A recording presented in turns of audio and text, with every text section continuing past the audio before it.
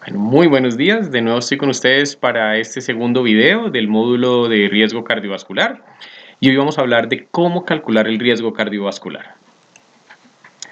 Les recuerdo, mi nombre es José Luis López, soy médico especialista en medicina familiar, egresado de la Universidad del Bosque y vamos a hablar para el cálculo del riesgo cardiovascular inicialmente con un caso clínico, y es mucho más fácil que a través de los datos que nos da un caso clínico podamos desarrollar la forma de hacer los cálculos del riesgo cardiovascular. El caso que les tengo hoy es de don Carlos Cifuentes, que es un paciente masculino de 68 años de edad, tiene una tensión arterial de 135/80 y está tomando losartán 50 miligramos cada 12 horas. Tiene una frecuencia cardíaca en la consulta de 70 latidos por minuto, una frecuencia respiratoria de 14 respiraciones por minuto, tiene una glicemia de 88 miligramos por decilitro, un colesterol total de 220 miligramos por decilitro, un HDL 35 miligramos por decilitro, triglicéridos de 174 miligramos por decilitro y un peso de 94 kilos con una talla de 1,69 metros. ¿Qué riesgo cardiovascular tendrá don Carlos? Para eso, ¿qué podemos hacer? Antes, el cálculo del riesgo cardiovascular era algo totalmente subjetivo y uno lo estimaba de acuerdo a lo que veía en cada paciente. Pero hoy en día tenemos varias escalas. Tenemos las escalas que nos permiten objetivizar un poco ese valor de riesgo.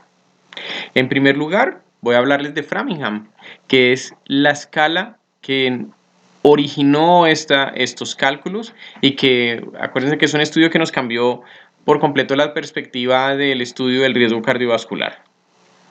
Para Colombia, tenemos que hacer el cálculo del Framingham y lo multiplicamos por 0,75 y es lo que más se acerca al riesgo cardiovascular colombiano. Tenemos otras escalas como la SCORE.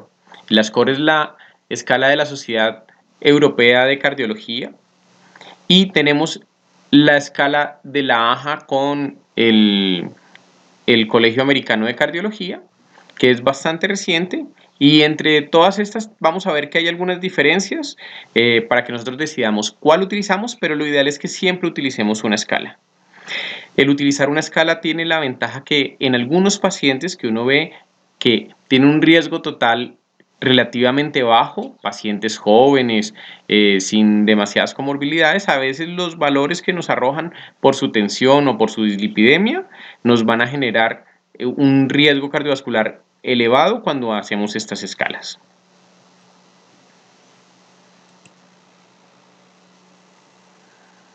Primero voy a hablarles de Framingham.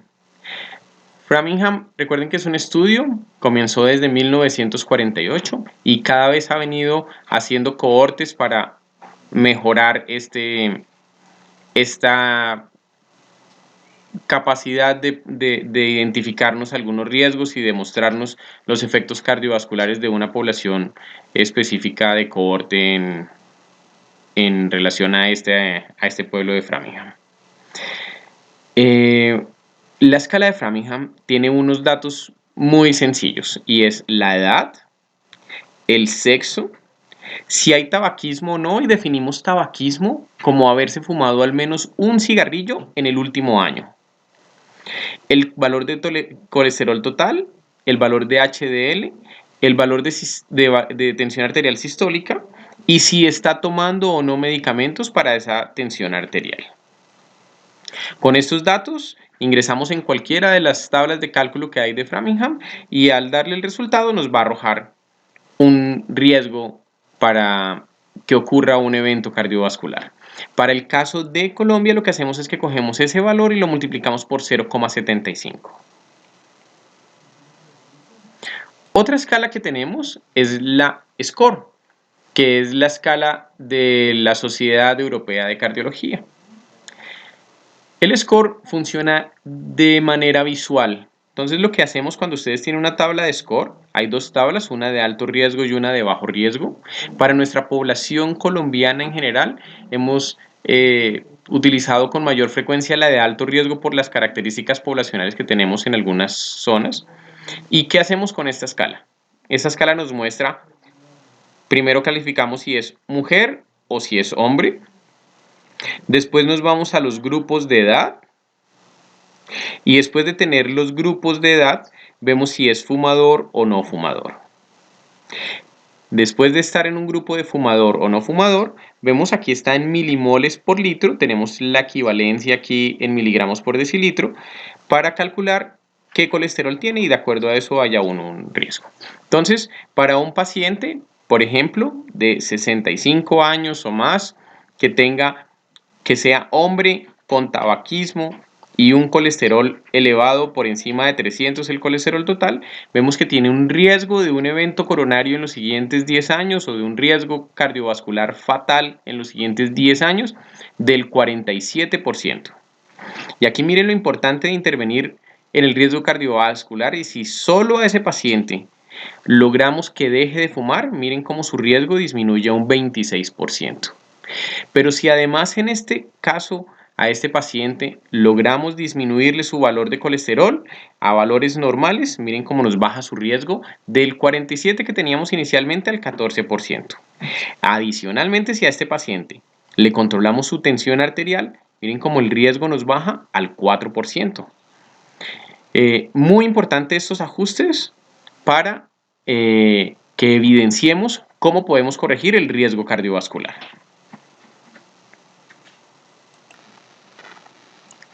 Y finalmente, aquí tenemos la escala que generó la American Heart Association y el American College of Cardiology, donde nos muestra los datos que necesitamos: edad, género, si es afroamericano o de otra raza, si el valor del colesterol total, del colesterol HDL, el valor de la tensión arterial sistólica y diastólica, si está tomando tratamiento para esa hipertensión arterial, si sufre de diabetes y si tiene tabaquismo, con la misma definición de tabaquismo, de consumo de al menos un cigarrillo o un elemento que contenga tabaco en el último año.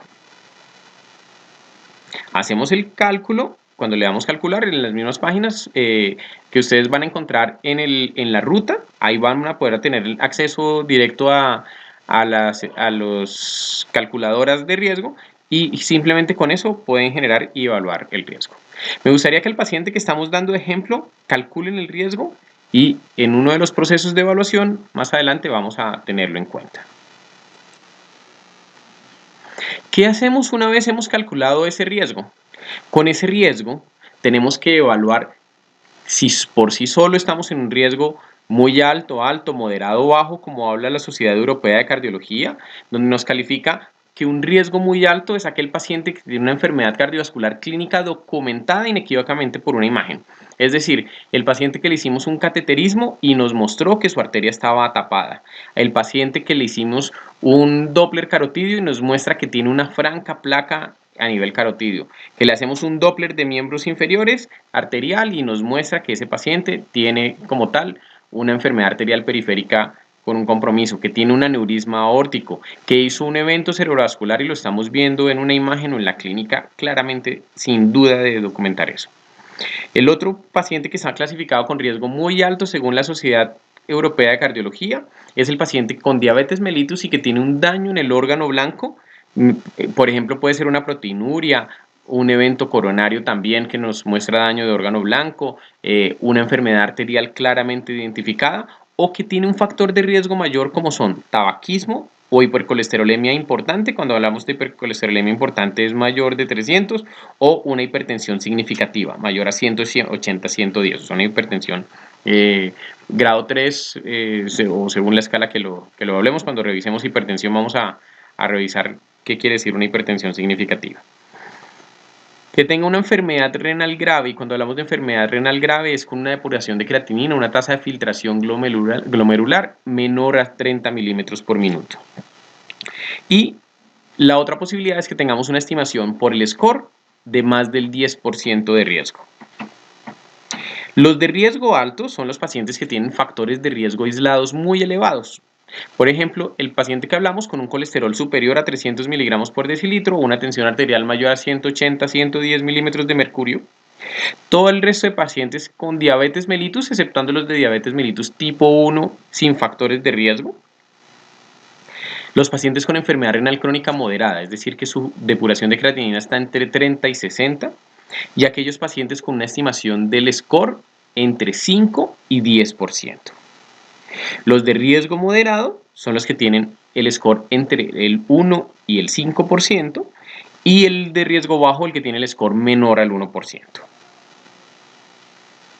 Si vemos la clasificación por la AJA, nos cambia un poco. Ellos incluyeron algo que es el riesgo extremo, y es ese paciente que tiene una enfermedad cardiovascular conocida y que adicionalmente no tenemos, que en ese paciente que ya tiene su enfermedad cardiovascular, a pesar de que ya está conocida que tiene su infarto, sigue con un colesterol por debajo de 70 y hace nuevos eventos de enfermedad cardiovascular. O los pacientes que tienen una enfermedad, ya hicieron un evento cardiovascular y además tienen diabetes mellitus, enfermedad renal crónica o falla cardíaca.